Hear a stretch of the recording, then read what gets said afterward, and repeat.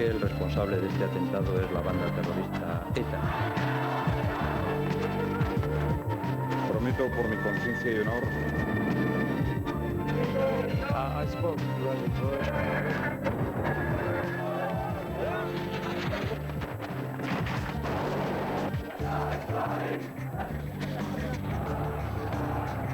y me entrego a ti.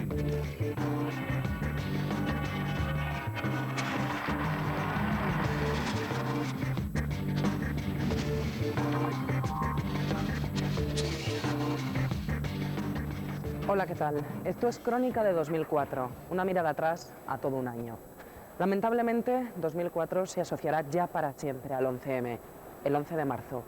En apenas 3 minutos, las bombas en los trenes de cercanías de las estaciones madrileñas de Atocha, Santa Eugenia y El Pozo provocaron 191 muertos y 1.500 heridos. Madrid se convirtió en un escenario de dolor en el que resonaban las sirenas de las ambulancias. Centenares de ciudadanos ayudaron en lo que pudieron, mientras que en las casas y en los lugares de trabajo los teléfonos sonaban insistentemente. España quedó conmocionada por el peor atentado terrorista de nuestra historia. El año 2004 empezó en España el 11 de marzo, el día en que se cometió el atentado terrorista más grave y cruel de la historia de nuestro país, la mayor tragedia española desde la Guerra Civil. Aquel día, el jueves anterior a las elecciones generales del domingo 14 de marzo, un total de 10 bombas reventaron 4 trenes de cercanías en Madrid. Era la hora punta de la mañana, en torno a las 7:30, cuando los vagones del ferrocarril circulan llenos de viajeros.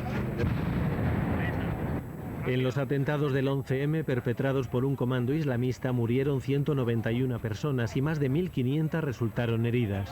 Ha cundido el pánico entre la gente, hemos corrido todos hacia las escaleras, no podías ir en contra porque venía muchísima gente y cuando estamos en las escaleras ha habido otra explosión, ya ha empezado a cundir el pánico, corriendo la gente, perdiendo zapatos, llorando, yo he visto incluso algún herido.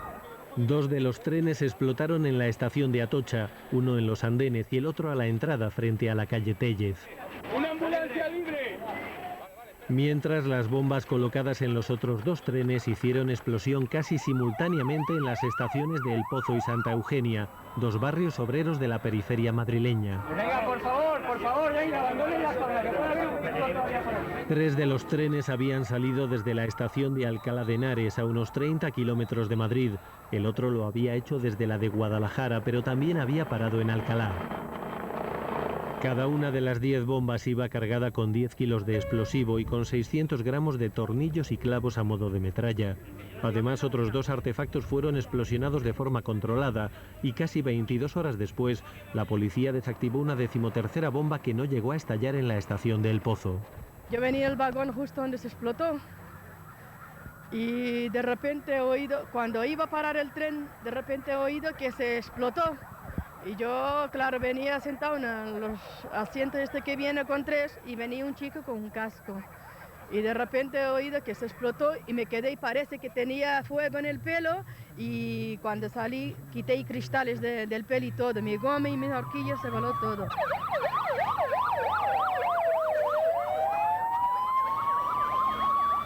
Las reacciones políticas no se hicieron esperar, la campaña electoral se suspendió.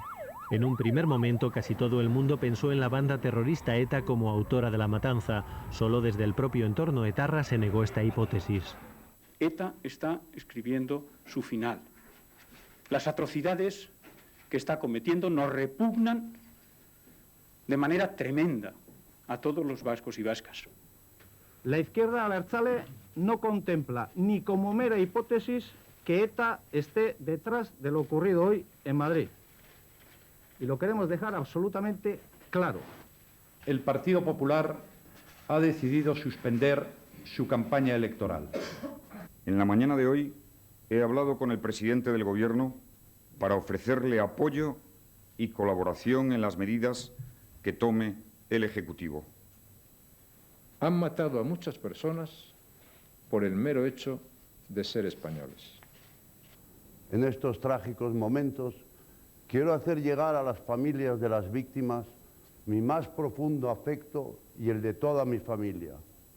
Con todos querría fundirme en un abrazo cargado de consuelo y tristeza. Para un lado. Venga. Allá. Toda la ciudad de Madrid se movilizó para auxiliar a las víctimas de los atentados. Los hospitales que atendieron a los heridos vivieron la jornada más difícil de su historia. 5 años que llevo trabajando aquí en urgencia nunca se había vivido una situación así, y eso que nosotros, pues ya sabéis la situación de la urgencia, ¿no?, de los hospitales, que caos hay, desgraciadamente hay todos los días, pero eso era una cosa totalmente excepcional. Los muertos fueron trasladados a una morgue improvisada en un pabellón de IFEMA, el recinto ferial de Madrid. Equipos de psicólogos y psiquiatras atendieron allí a cientos de familiares de víctimas. En cuanto a la investigación, el entonces ministro del Interior, Ángel Acebes, fue el encargado de informar a la opinión pública. En 4 días, los que transcurrieron entre los atentados y las elecciones, dio un total de 8 ruedas de prensa. En ellas fue dando cuenta de los datos que apuntaban al terrorismo islamista, pero siempre, desde el principio hasta el final, insistió en señalar a ETA como principal sospechosa. En estos momentos las fuerzas y cuerpos de seguridad y el Ministerio del Interior no tienen ninguna duda que el responsable de este atentado es la banda terrorista ETA. Y también estamos asistiendo a un proceso de intoxicación que ha iniciado el señor Otegi de manera miserable para desviar la atención. Se ha localizado una furgoneta en Alcalá de Henares que había sido sustraída en Madrid el pasado día 28 de febrero. Y en el asiento delantero se han localizado 7 detonadores y también, entre otras cintas, se ha encontrado una en árabe que contiene versículos del Corán dedicados a la enseñanza. Esto ha hecho que acabe de dar instrucciones a las fuerzas y cuerpos de seguridad para que no descarten ninguna línea de investigación. Por lo tanto, estaríamos hablando de una cantidad que supera los 100 kilos de explosivos, que son, por otra parte, esencialmente con un componente de dinamita que, como también conocen, es de los habituales. Durante la noche ha aparecido una bolsa de deportes que contenía un explosivo, en concreto dinamita. La dinamita es goma 2, es goma 2 eco, es una modalidad más reciente de la dinamita goma 2. Esta dinamita estaba reforzada con metralla para multiplicar el efecto, y también tenía detonador y un teléfono para actuar como temporizador. Nadie tiene ningún tipo de duda de que ETA pretendía un atentado antes de las elecciones. A primera hora de esta tarde se ha producido por miembros del Cuerpo Nacional de Policía 5 detenciones, 3 de ciudadanos de nacionalidad marroquí, 2 ciudadanos de nacionalidad hindú, y hay otros 2 españoles de origen hindú que en estos momentos se les está tomando declaración. Se ha recibido en Telemadrid una llamada de un varón con acento árabe que anunciaba un vídeo depositado en una papelera entre la mezquita de la M30 y el tanatorio. Esta cinta es una reivindicación sobre la responsabilidad del atentado del pasado día 11 en Madrid. Es una reivindicación realizada por un varón en árabe con acento marroquí. La realiza la declaración en nombre de quien dice ser el portavoz militar de Al-Qaeda en Europa, Abu Duhan al-Afghani, diciendo que en España la organización terrorista prioritaria es ETA y, por tanto, la prioridad que ha fijado el gobierno desde siempre es con la organización terrorista ETA. Y según se han ido produciendo avances en la investigación, se los he ido contando de manera puntual. La tesis del gobierno de Aznar llegó incluso a la ONU, donde el mismo 11M, el Consejo de Seguridad aprobó una resolución de condena a ETA.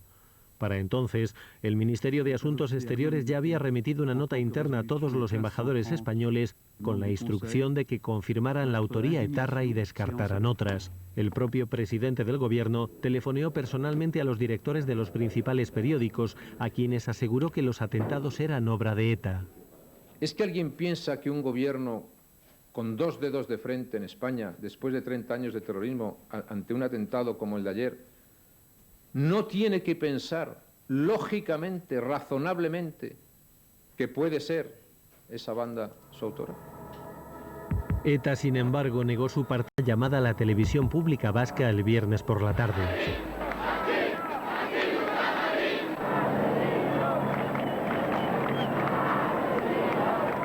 A las 7 de la tarde de aquel viernes se celebraron multitudinarias manifestaciones en toda España.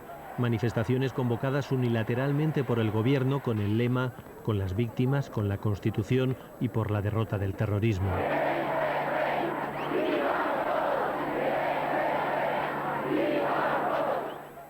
En total salieron a la calle más de 11 millones de personas, más de 2 millones solo en Madrid, con el príncipe Felipe a la cabeza. La tensión se palpaba en el ambiente. Uno de los gritos más escuchados fue "¿Quién ha sido?".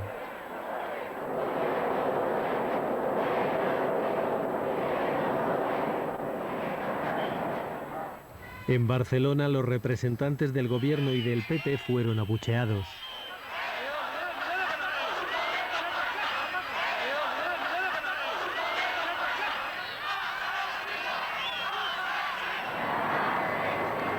El sábado, jornada de reflexión previa a las elecciones, fue un día clave en el que todo se precipitó. Resulta que es que algunos parece que quieren descartar que pueda ser la banda criminal y asesina ETA. Los ciudadanos reclamaron ayer información sobre la barbarie cometida en Madrid. Reclamaban información, pedían seguridad, necesitaban confianza y se la tenemos que dar.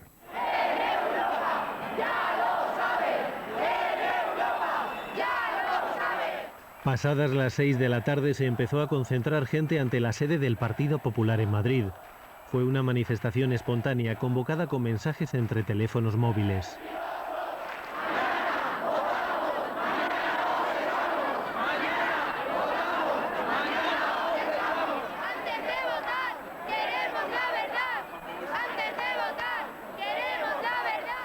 Más de 5.000 ciudadanos se concentraron allí frente a un importante despliegue policial. Las manifestaciones frente a las sedes del PP se extendieron rápidamente por diversas ciudades españolas. Pido desde aquí y exijo a los convocantes de esta manifestación ilegal que cesen en su actitud y concluya este antidemocrático acto de presión sobre las elecciones de mañana. Los ciudadanos españoles se merecen un gobierno que no les mienta. Un gobierno que les diga siempre la verdad. Eso es una falsedad. Eso es falso y el Partido Socialista Obrero Español lo sabe. El gobierno, desde el primer momento, actuó y sigue actuando con absoluta transparencia. En Madrid, la manifestación se trasladó a la Puerta del Sol y allí siguió hasta bien entrada la madrugada.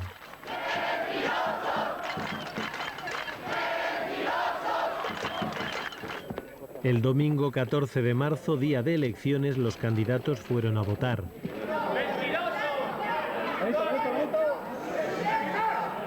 Algunos sufrieron abucheos.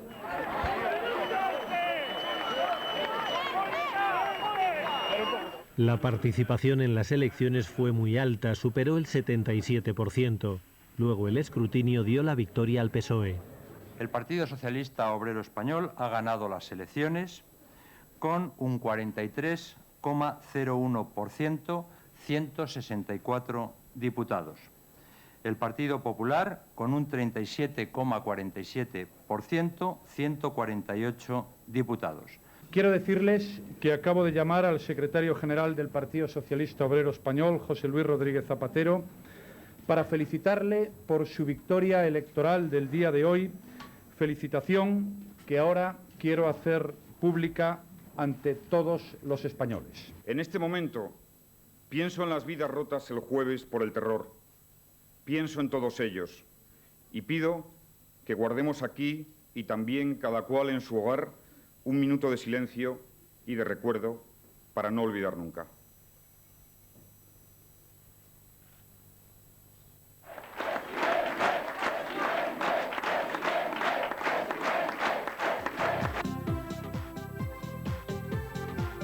Aquel domingo el Partido Popular perdió unas elecciones que había dado por ganadas antes de celebrarse.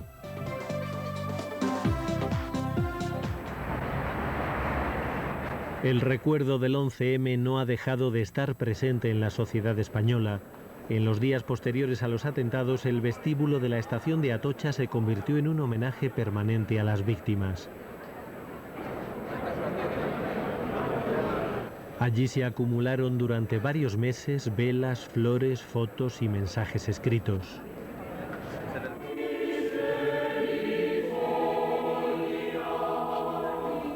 El funeral se celebró en la Catedral de la Almudena el 24 de marzo. Fue sobre todo un acto emotivo, lleno de dolor, en el que la familia real no dudó en saltarse el protocolo. Al concluir la ceremonia, los reyes, don Juan Carlos y doña Sofía, recorrieron el templo para consolar personalmente, uno a uno, a los familiares de las víctimas. El príncipe Felipe y su entonces prometida, las infantas y sus esposos, hicieron lo mismo. Mientras la investigación siguió avanzando, a finales de marzo se supo de dónde procedía la dinamita utilizada por los terroristas. 200 kilos de goma 2 seco sustraídos de Mina Conchita, una explotación minera asturiana. Fue entonces cuando se detuvo al exminero y confidente policial José Emilio Suárez Trasorras, cabecilla de una trama que entregó el explosivo a los islamistas a cambio de droga y dinero. El descubrimiento de la trama asturiana ha destapado luego negligencias y fallos policiales y de seguridad. También en aquellos días la policía localizó esta casa, el lugar donde el comando islamista que perpetró los atentados del 11M montó las bombas. Una vivienda en mitad del campo, cerca de la localidad madrileña de Morata de Tajuña. Entretanto, los terroristas intentaron cometer un nuevo atentado. El 2 de abril, un trabajador de Renfe descubrió una bomba en las vías del AVE a su paso por Toledo. El explosivo era goma 2 seco, la dinamita utilizada el 11M. Al día siguiente, la policía localizó al comando islamista en un piso de la localidad madrileña de Leganés. Al verse cercados, los terroristas decidieron suicidarse haciendo estallar la dinamita que aún tenían en su poder. La explosión fue tremenda, un agente de los GEO murió y el edificio de viviendas quedó destrozado. Los 7 terroristas que se encontraban en el piso también murieron. Entre ellos estaban los considerados jefes del comando, el argelino Alekem Alamari, el tunecino Sarhan Ben Abdelmajid Faked y el marroquí Jamal Ahmidan, más conocido como el Chino. El 15 de abril, los canales árabes de televisión Al Arabiya y Al Jazeera difundieron una grabación en la que el líder de Al-Qaeda, Osama Bin Laden, justificaba los atentados del 11M.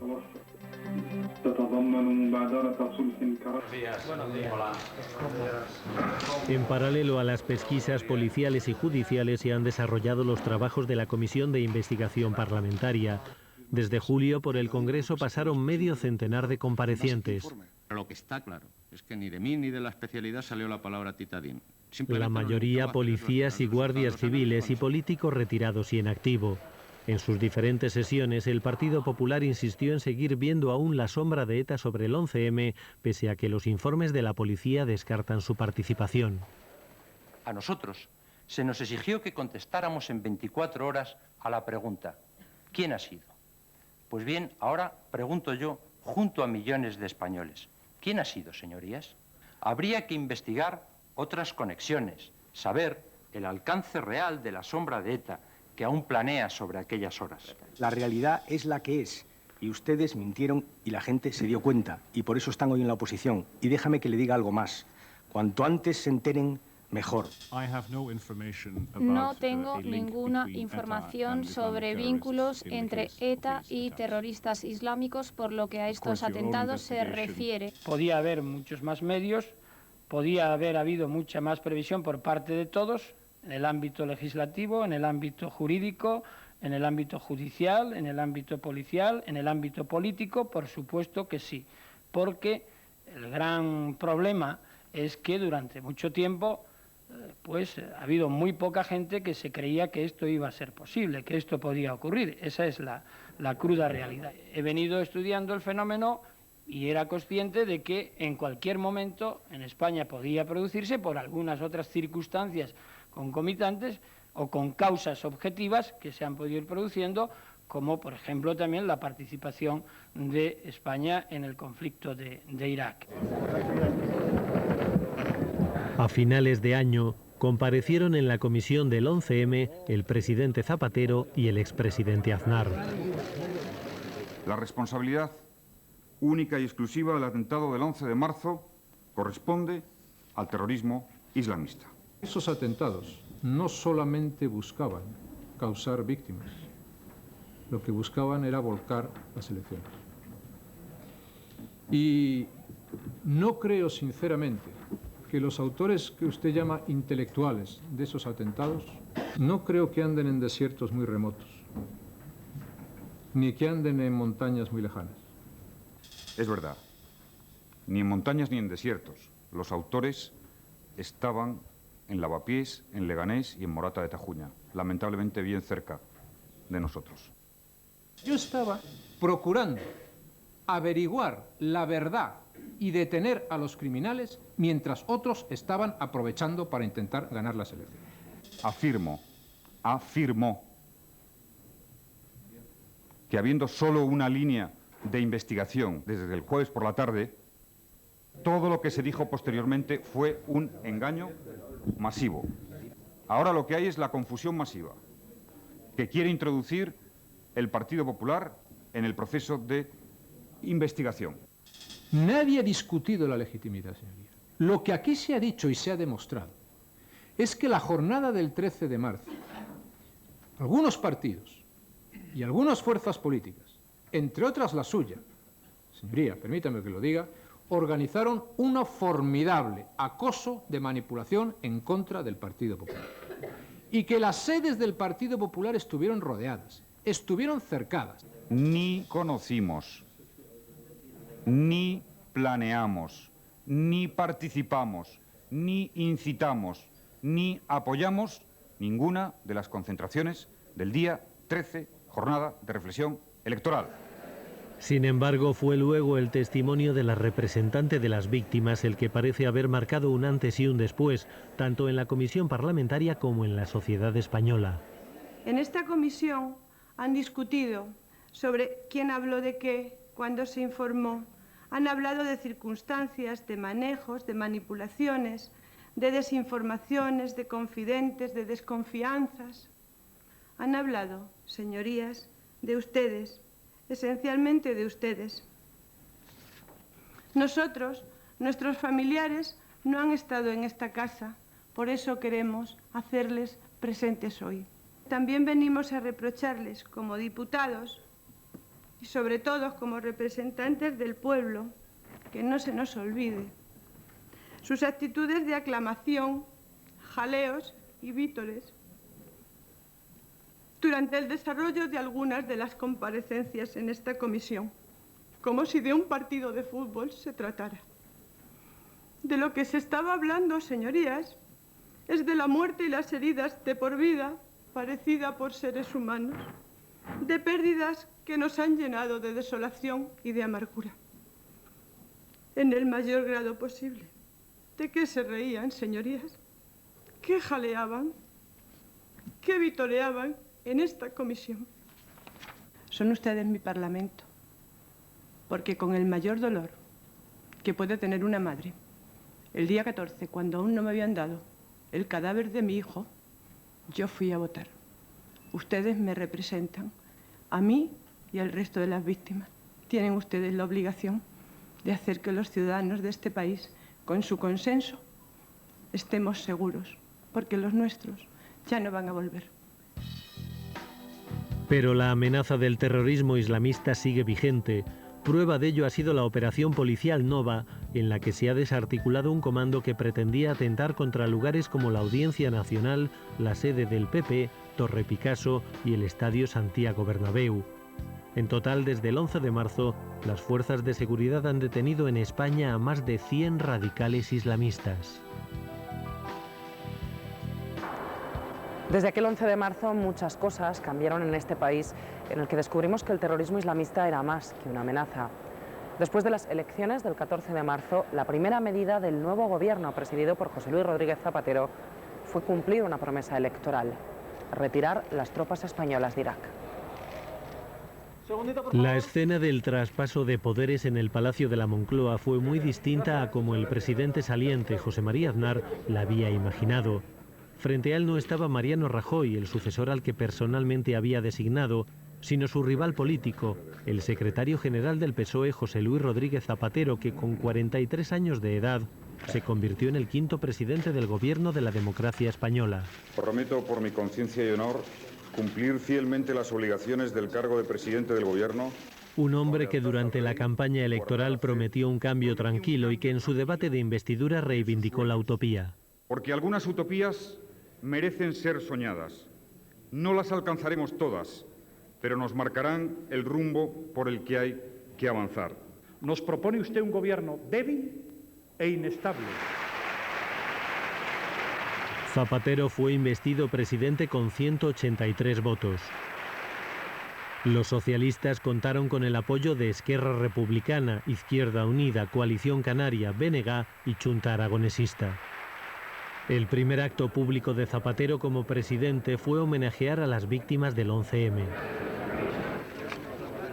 Luego formó gobierno, un ejecutivo paritario en el que por primera vez una mujer, María Teresa Fernández de la Vega, asume la vicepresidencia y que cuenta con Pedro Solbes en economía y con José Bono en defensa como pesos pesados. Desde su toma de posesión, el gobierno ha aprobado el matrimonio homosexual, la investigación con células madre, la reforma del divorcio y una ley contra la violencia de género. También ha paralizado la reforma educativa del PP y el trasvase del Ebro, un tema con el que los populares abrieron su estrategia de confrontación parlamentaria.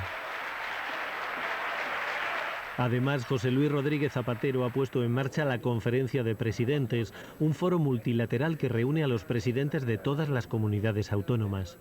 Pero la decisión más impactante del gobierno socialista fue retirar las tropas españolas de Irak. Fue además su primera medida. Una vez que el ministro de Defensa ha jurado su cargo, le he dado la orden de que disponga lo necesario a fin de que las tropas españolas destinadas en Irak regresen a casa en el menor tiempo y con la mayor seguridad posibles. La retirada de los soldados españoles de territorio iraquí era una promesa electoral de Zapatero. Por tanto, no era algo inesperado, aunque sí sorprendió la rapidez de la decisión. Anunciada al día siguiente de tomar posesión como presidente y ejecutada en apenas un mes. Se disuelve la Brigada Plus Ultra 2 y no serán enviadas desde España nuevas tropas a Irak. Luego el Congreso de los Diputados refrendó la medida con la única oposición del Partido Popular. El 21 de mayo, 33 días después de ordenarlo Zapatero, no quedaba ya ningún soldado español en suelo iraquí. El 24 de mayo regresaban a España nuestros últimos militares destacados en Irak. La retirada en cualquier caso fue muy mal vista en Estados Unidos, cuyo gobierno desde entonces ha protagonizado diversos desencuentros con el Ejecutivo español. Hasta ahora Zapatero y George Bush solo han hablado durante apenas 7 minutos, en junio durante la cumbre de la OTAN en Estambul, mientras que el expresidente Aznar fue invitado a la Casa Blanca días después de que Bush ganara las elecciones. No obstante, a finales de noviembre, el presidente estadounidense invitó a los reyes de España a su rancho de Crawford, Texas. En política exterior, el gobierno socialista ha apostado por cooperar con Francia y Alemania para impulsar la construcción europea.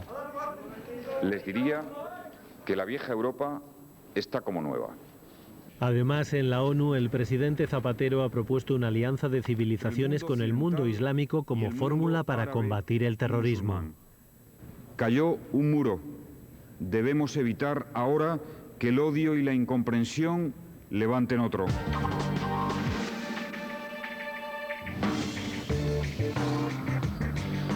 Los máximos dirigentes de ETA, Mikel Albizu Ancha y su pareja Soledad Iparraguirre Amboto, fueron detenidos en octubre en el sur de Francia, donde vivían en una casa de campo con su hijo de corta edad. En la misma operación se descubrieron importantes arsenales de armas y explosivos de la banda terrorista. Los cadáveres de 21 militares españoles muertos en el accidente del Yak 42 fueron exhumados para poder ser identificados correctamente. 2 generales, un comandante y un capitán han sido imputados judicialmente, mientras que un debate celebrado en el Congreso reveló numerosas irregularidades en este caso. Cerraron los ojos. Mariano Rajoy tomó el relevo de Aznar en el PP y fue proclamado presidente del partido. Los populares no ocultaron sus tensiones internas en Madrid y en la Comunidad Valenciana, donde incluso llegaron a las manos.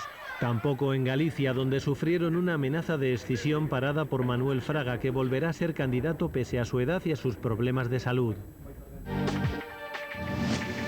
El Fondo Monetario Internacional eligió por consenso al español Rodrigo Rato como nuevo director gerente. El mandato del ex vicepresidente del Gobierno y exministro de Economía al frente de la institución financiera más importante del mundo se prolongará durante 5 años. El tenis español ganó la segunda Copa Davis de su historia. El equipo formado por Carlos Moyá, Rafael Nadal, Juan Carlos Ferrero y Tommy Robredo se impuso por 3-2 a Estados Unidos en la final disputada en Sevilla. Moyá y Nadal ganaron los puntos decisivos al derrotar al número 2 mundial Andy Roddick.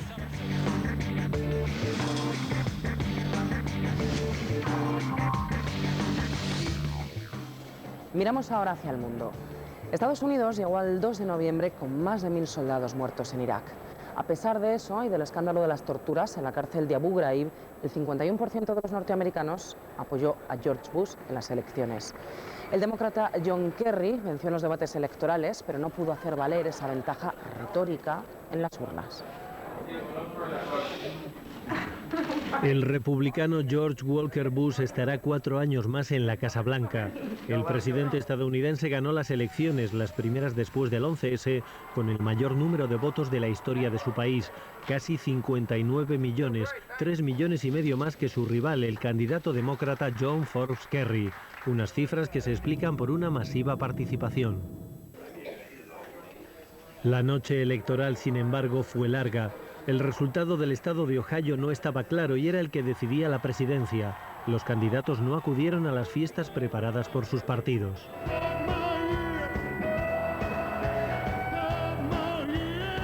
La incógnita, no obstante, se resolvió en menos de 24 horas. El tiempo que Kerry necesitó para darse cuenta de que matemáticamente no podía ganar Ohio. Una vez que Kerry asumió su derrota, el presidente Bush proclamó su triunfo. Al final, la movilización de los sectores de la sociedad estadounidense opuestos a Bush no fue suficiente. Manifestaciones multitudinarias como la celebrada en Nueva York en vísperas de la convención republicana parecían presagiar un cambio que no se produjo. Cuestiones como el rechazo conservador al matrimonio homosexual o al aborto influyeron más en el resultado electoral que la guerra de Irak. Incluso a pesar de los más de 1000 soldados estadounidenses muertos allí, o de las torturas a presos iraquíes cometidas por militares norteamericanos en la cárcel de Abu Ghraib, un escándalo amortizado sin costes políticos, al igual que las mentiras sobre supuestas armas de destrucción masiva en poder del régimen de Saddam Hussein. Pero en 2004 de Irak no han dejado de llegar malas noticias. Los atentados y los ataques de la insurgencia han sido algo cotidiano. También se han producido numerosos secuestros, especialmente de civiles occidentales. Muchos rehenes fueron asesinados y los crímenes grabados en vídeo.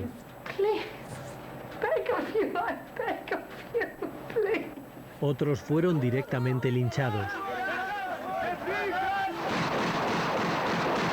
Hubo además batallas con centenares de muertos, como las de la ciudad suní de Faluya.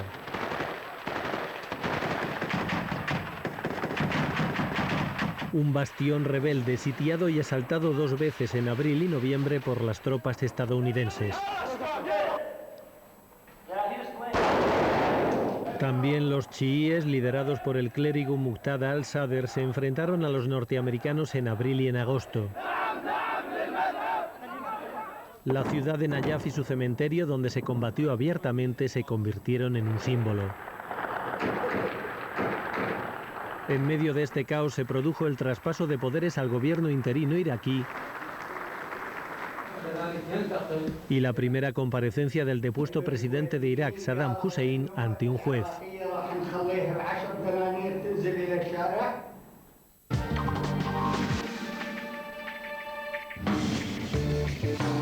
Los 25 países que integran la UE firmaron en Roma la Constitución Europea, en el mismo lugar donde hace casi medio siglo se rubricó el tratado con el que nació el proyecto comunitario.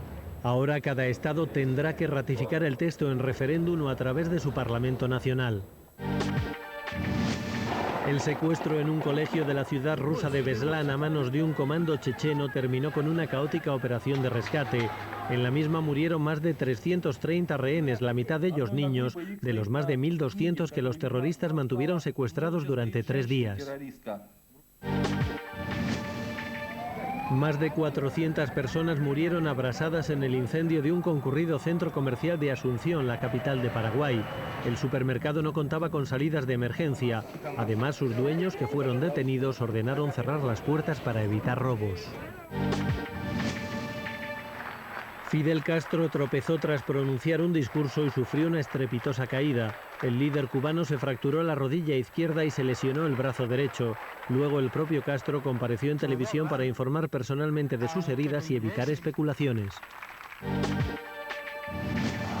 Los Juegos Olímpicos volvieron a celebrarse en Atenas por segunda vez en la era moderna. La figura, con 6 oros y 2 bronces, fue el nadador estadounidense Michael Phelps. Los atletas españoles ganaron 19 medallas, entre ellas 3 de oro, las del gimnasta Gervasio de Fer, el piragüista David Cal y los regatistas Iker Martínez y Xavier Fernández.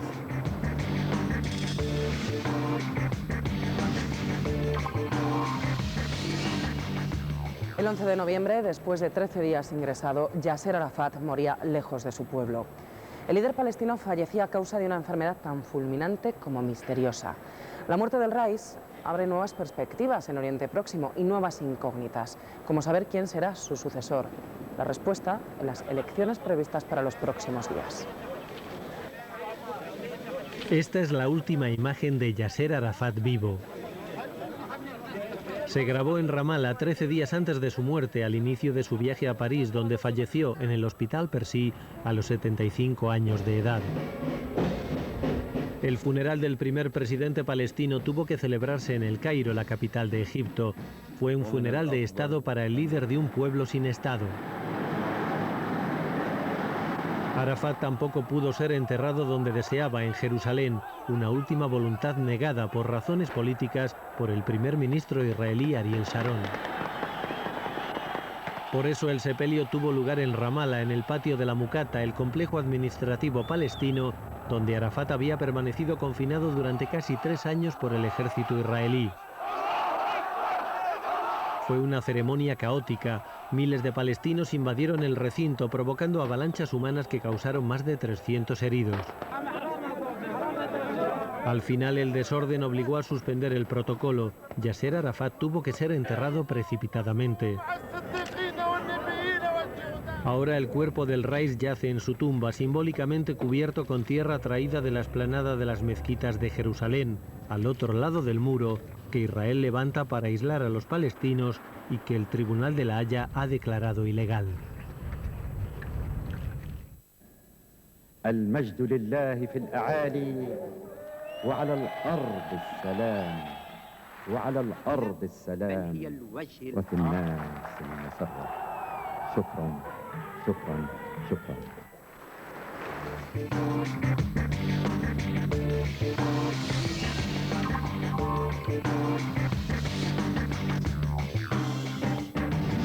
Where McCord turned them over to Nazi?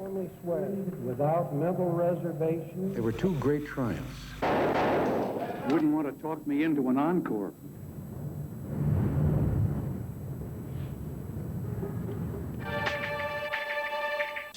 La academia tenía que dejar de ser esta especie de templo lejano, sino que tenía que ser algo en función de la necesidad social.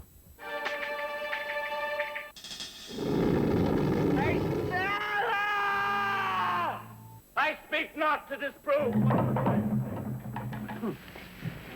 How did things ever get so far? I got a nut down here that says just that. Animals that have been fused with human genes.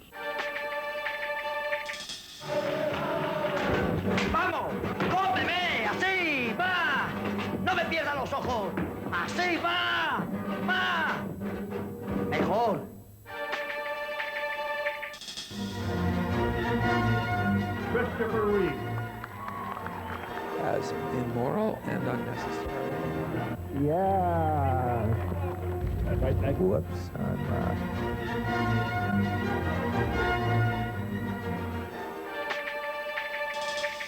Hecho un lobezno de mar, el locutor venga a hablar. Pero la eliminatoria se pone para los milaneses tan difícil como alcanzarla exactamente. Matías, a secas. Soy plenamente feliz. Muchas gracias, amigos. Georgia.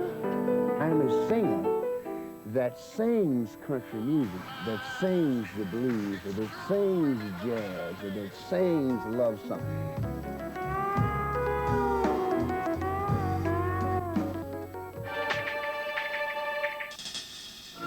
Y aunque soy un emigrante, jamás en la vida yo podré olvidarte.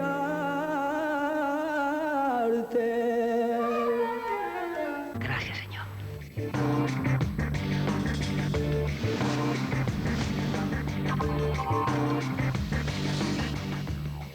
Pero este año 2004 también nos dejó imágenes de alegría.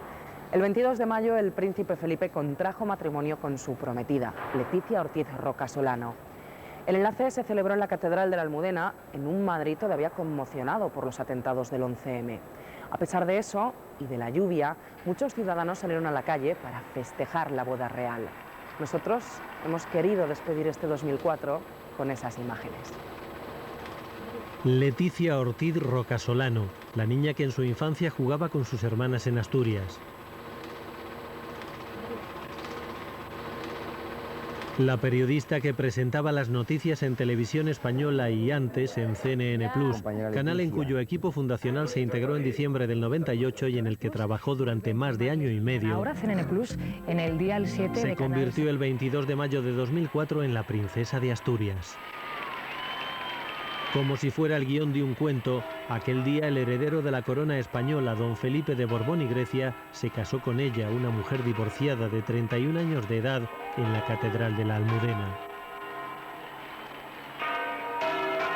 Fue una boda por amor celebrada un día lluvioso. Tanto llovía que la novia no pudo hacer a pie, como estaba previsto, su paseo nupcial desde el Palacio Real hasta la Catedral madrileña. Superado el trance, Leticia Ortiz pudo entrar en el templo luciendo el vestido de novia diseñado por Manuel Pertegaz. Al pie del altar le esperaba el príncipe con su uniforme de gran etiqueta del Ejército de Tierra. Como pajes actuaron los sobrinos de ambos, que durante la ceremonia protagonizaron más de una anécdota.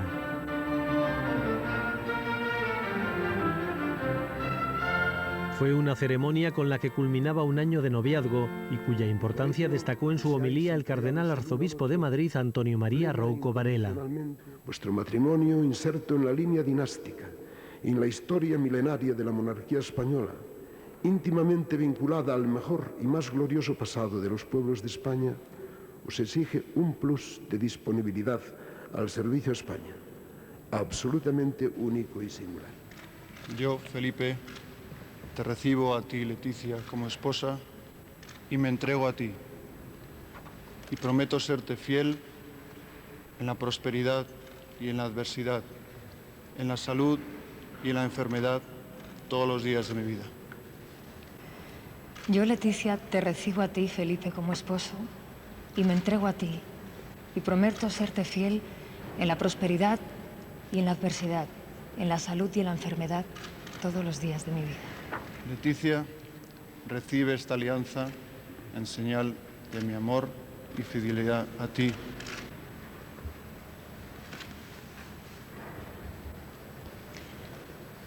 Felipe, recibe esta alianza en señal de mi amor y fidelidad a ti, en el nombre del Padre y del Hijo y del Espíritu Santo. Leticia, recibe estas arras como prenda de la bendición de Dios y signo de los bienes que vamos a compartir.